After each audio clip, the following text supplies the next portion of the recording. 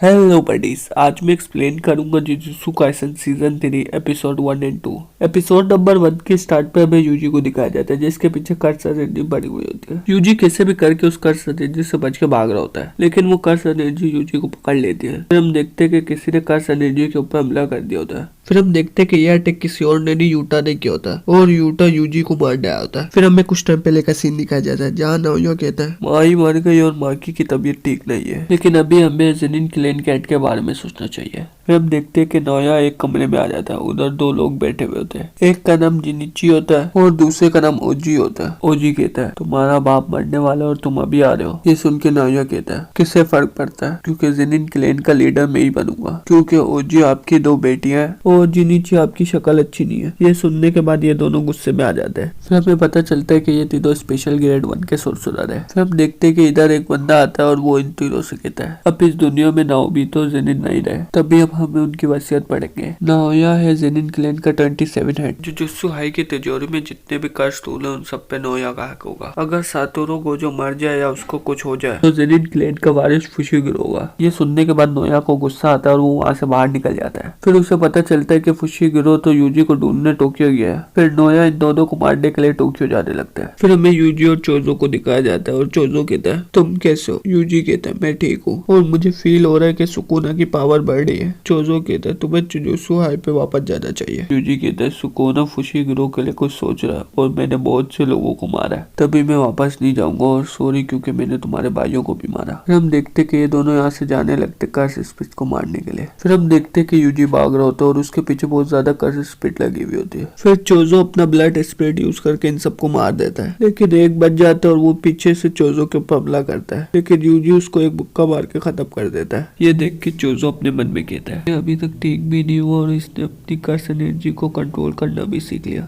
ये तो पक्का डीमन कोड है। उसी दौरान इधर नाओया आ जाता है और वो कहता है अभी तक इधर फुशिगिरो नहीं आया और यूजी तुम अभी तक भागे नहीं क्योंकि तुम्हें मौत की सजा सुनाई गई है, क्योंकि अब तुम्हें बचाने के लिए सातोरू गोजो इधर नहीं है। मैं इधर तो फुशिगिरो को मारने आ रहा, पर तुम दोनों भी जियो मारो किसी को कोई फर्क नहीं पड़ेगा। ये कहने के बाद नाओया यूजी के पीछे आता है और उसे एक मुक्का मारता है। ये देखने के बाद चोजो भी नाओया के ऊपर हमला करता है, लेकिन नाओया उसे भी मुक्के मार के दूर कर देता है। उसी दौरान इन तीनों को एक ऑरा फील होता है और इस ऑरा को फील करके यूजी अपने मन में कहता है क्या ये गोजो सेंसे तो नहीं। उसी दौरान हम देखते हैं एंट्री होती है यूटा की। यूटा को देख के नाओया कहता है तुम यूटा हो ना जो यूजी को मारने आया, मैं दूसरे आदमी को मार दूंगा। यूटा का नाम सुन के यूजी अपने मन में कहता है ये तो सेकेंड ईयर का स्पेशल ग्रेड सोर्सरर है, बिल्कुल गोजो सेंसे की तरह। चोजो यूजी को यहाँ से भगाता है, लेकिन यूटा यूजी के पीछे भागने लगता है। हम देखते कि चोजो के पास नाओया होता है, यानी कि हम देखें कि नाओया और चोजो की फाइट और यूजी और यूटा की फाइट। फिर हम वापस से प्रेजेंट में आ जाते हैं जहाँ यूटा ने यूजी के ऊपर हमला किया होता है, लेकिन यूजी कैसे भी करके उसके हमले से बच रहा होता है। फिर यूटा यूजी से कहता है मेरे अंदर गोजो सेंसे से भी ज्यादा कर्स एनर्जी है, पर गोजो सेंसे के पास 6 आई है जिसकी वजह से उनका कर्स एनर्जी कभी खत्म होता ही नहीं है। फिर यूटा वापस से यूजी के ऊपर हमला करने लग जाता है और यूजी अपने मन में कहता है इसके पास इतनी ज्यादा कर्स एनर्जी है जिसकी वजह से मैं समझ ही नहीं पा रहा ये किस टाइम कौन सा हमला करेगा। फिर यूजी एक चाकू उठा लेता है, उसे फिर गोजो की बातें याद आने लगती है।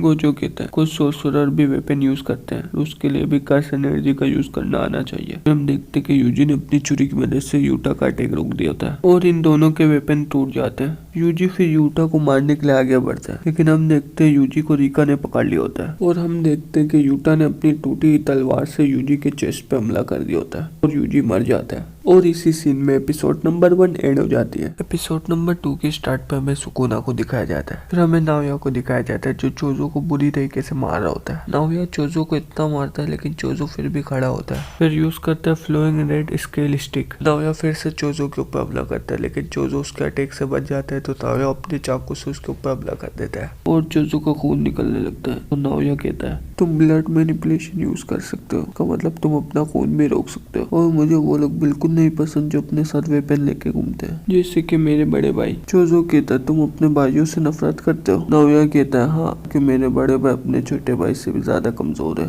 चोजो कहता है तुम अपने बड़े भाइयों की वजह से इतने स्ट्रॉन्ग हो, अगर बड़ा भाई किसी गलत रास्ते पे चले जाए तो वो अपने छोटे भाइयों को रोकता है। ये दोनों ऐसे बातें कर रहे होते। उसी दौरान नाओया की नजर नीचे जमीन में पड़ती है जहाँ चोजो का खून पूरा फैल गया होता है और यहाँ खून की नदियां बहने लगती है। ये देख के नाओया हैरान हो जाता है और कहता है इसका इतना खून बहने के बाद भी ये जिंदा कैसे है। फिर हमें पता चलता है कि चोजो तो एक डेड पेंटिंग है, जो लोग आधे इंसान और आधे कर्स होते हैं। इसका मतलब कि चोजो को कितना भी खून भेजे, जब तक उसकी कर्स एनर्जी खत्म नहीं होगी उस वक्त तक वो नहीं मरेगा। फिर हम देखते हैं कि जमीन में पड़े हुए खून ने नाओया को गिलू की तरह चिपका दिया होता है और चोजो फिर नाओया के ऊपर हमला कर देता है। लेकिन नाओया 24 FPS वाली टेक्निक यूज करके चोजो के अटैक से बच जाता है। उसी दौरान चोजो नाओया के ऊपर सुपर डॉल टेक्निक यूज करता है। इस टेक्निक से नाओया के ऊपर चारों तरफ से हमले हो रहे होते हैं और नाओया घुटने में आ जाता है। इस टेक्निक को बनाने में चोजो को 150 साल लगे होते हैं और चोजो नाओया को मारने वाला होता है। लेकिन वहाँ यूटा आता है जो चोजो को मार के बेहोश कर देता है और हम देखते हैं यूटा के हाथ पे यूजी की बॉडी होती है। यूटा नाओया से कहता है मैं तुम्हें अपनी रिवर्स कर्स टेक्निक से बचा सकता हूँ, लेकिन तुमने जाके हायर अप से कहना है कि मैंने यूजी को मार दिया। फिर हम यूजी के बचपन के पास का सीन देखते हैं जहाँ यूजी का दादा यूजी के बाप से कहता है तुम उस औरत से दूर रहो वरना तुम मर जाओगे।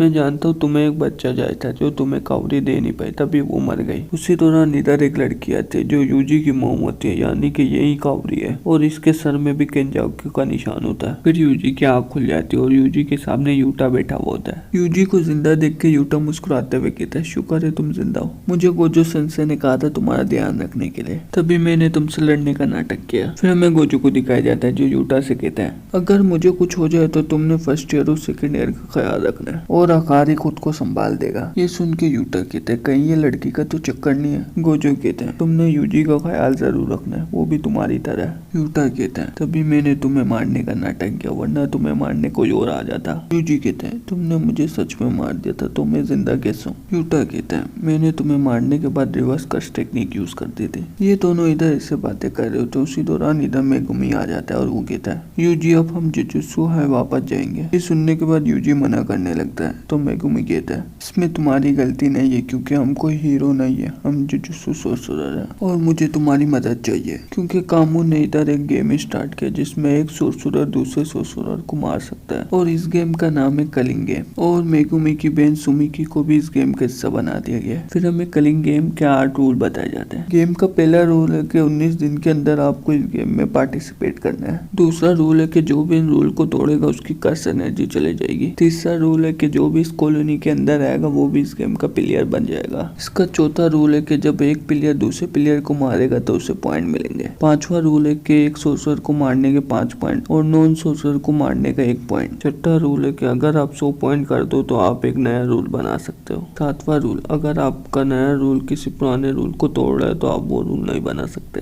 आठवां रूल अगर कोई भी प्लेयर 19 दिन के अंदर पॉइंट नहीं बना पाया तो वो प्लेयर मर जाएगा। फिर हमें यूजी को दिखाया जाता है जो यूटा से कहता है मेरे अंदर सुकुना की 15 उंगली, तो अगर मैं कभी भी आउट ऑफ कंट्रोल हुआ तो मुझे मार देना। मेगुमी कहता है सबसे पहले हमें जुजुत्सु पे जाना चाहिए और टेंगेन से मिलना है। पूछना है कि गोजो सेंसेई को कैसे वापस लाए, जाकू का प्लान क्या है और उसने कलिंग गेम स्टार्ट क्यों की। सुन के यूटा कहता है प्रॉब्लम ये है कि मास्टर टेंगेन के बेरियल पे 1000 दरवाजे जिसमें से एक ही सही है और वो 1000 दरवाजे हर वक्त अपनी जगह बदलते रहते हैं। यूजी फिर मेगुमी से नुबारा का पूछता है तो मेगुमी यूजी को कोई जवाब नहीं देता तो यूजी समझ जाता है कि नुबारा मर गई। उसी दौरान इधर चोजो आ जाता है और कहता है मुझे पता है टेंगेन के बेरियर तक पहुंचने का रास्ता, क्योंकि एक बार माइतो ने उधर से सुकुना की फिंगर और डेड पेंटिंग चुराई थी और हम भी ऐसे ही करेंगे। हमें जुजुत्सु दिखाया जाता है जहाँ माकी और यूकी होते हैं। माकी की बॉडी में जलने की वजह से कुछ निशान होते हैं। चोजो फिर इन सबको बताने लगता है जुजुत्सु के कर्स टूल की एक तिजोरी है जिसमें मेरे 6 भाइयों की डेड पेंटिंग है, तो मैं अपनी टेक्निक से उनकी लोकेशन पता कर सकता हूँ। ये सुन के माकी कहती ये सब तो ठीक है पर तुम कौन हो। यूजी कहते हैं अभी के लिए ये मेरा बड़ा भाई है। ये सुन के चोजो को बहुत ज्यादा खुशी होती है। ये सब फिर स्टार्क कॉरिडोर पहुंच जाते हैं लेकिन उस जगह कोई नहीं होता तो यूकी कहती है टेंगेन अभी हमसे मिलना नहीं चाहता, जब उसकी मर्जी होती है तो वो लोगों से मिलता है। फिर ये सब यहाँ से जाने लगते हैं। उसी दौरान इन सबके पीछे टेंगेन आता है और इसी सीन में एपिसोड नंबर 2 एंड हो जाती है। उम्मीद करता हूँ आपको वीडियो अच्छी लगी होगी। अच्छी लगी है तो लाइक करें, शेयर करें। अगर आप इसका मांगा कवर करना चाहते हैं तो कमेंट करें और आप अगर चैनल पे नए हैं तो सब्सक्राइब करें। मैं आपसे मिलता हूँ अगले वीडियो में, जब तक के लिए सायोनारा।